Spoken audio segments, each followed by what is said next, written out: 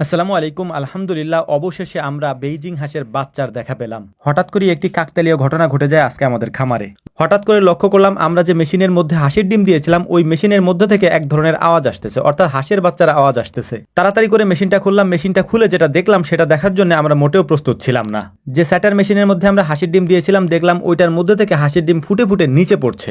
এটা মোটেও হওয়ার কথা ছিল না, কারণ আমরা হিসাব করে দিয়েছি যে কবে এটাকে আমরা হ্যাচিংয়ে দিব, কিন্তু আমাদের হিসাবটা একটু গরমিল হয়ে যাওয়ার কারণে বাচ্চাগুলি আগেই ফুটে বের হয়ে যাচ্ছিল। মানে আগে ফুটে বের হয় নাই, টাইম মতোই বের হয়েছে, কিন্তু এই ডিমগুলিকে সময় মতো আমরা হ্যাচিং মেশিনের মধ্যে দিতে পারিনি।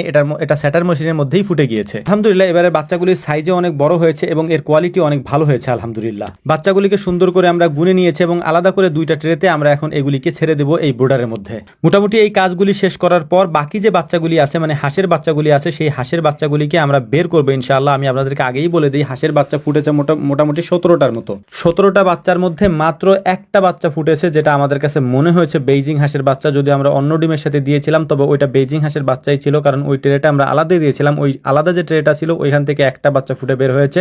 আমরা প্রায় 70টার মতো ডিম দিয়েছিলাম, এই 70টা ডিম থেকে একটা বাচ্চা আমরা পেয়েছি বেইজিং হাঁসের। এখনো পর্যন্ত আমরা শিওর না বাকি ডিমগুলা ফুটবে কিনা, কারণ আমাদের যেহেতু একটা ভুল হয়েছে এবং আর্দ্রতার একটা ব্যাপার থাকে ফোটার ক্ষেত্রে, সেইটা আমরা মেনটেন করতে পারি নাই। বাকি ডিমগুলা ফুটবে কিনা সেটাও আমরা শিওর না। তো এই কাজগুলি করার ফাঁকে আমাদের আরেক মেশিনের মধ্যে যে কোয়েল পাখির ডিমগুলা ছিল ওই ডিমগুলা আজকে আমাদেরকে হ্যাচিং মেশিনের মধ্যে দিয়ে দিতে হবে। সেই ডিমগুলোকে আমরা নামিয়ে নিয়ে সুন্দর করে স্প্রে করে তারপর আমরা এই ডিমগুলোকেও দিয়ে দিচ্ছিলাম, যাতে করে আমাদের কোনো রকম ভুল না হয়। তো আমাদের জন্য দোয়া করবেন, আল্লাহ তাআলা যেন আমাদের ব্যবসার মধ্যে বারাকা দান করেন। আসসালামু আলাইকুম ওয়া রাহমাতুল্লাহ।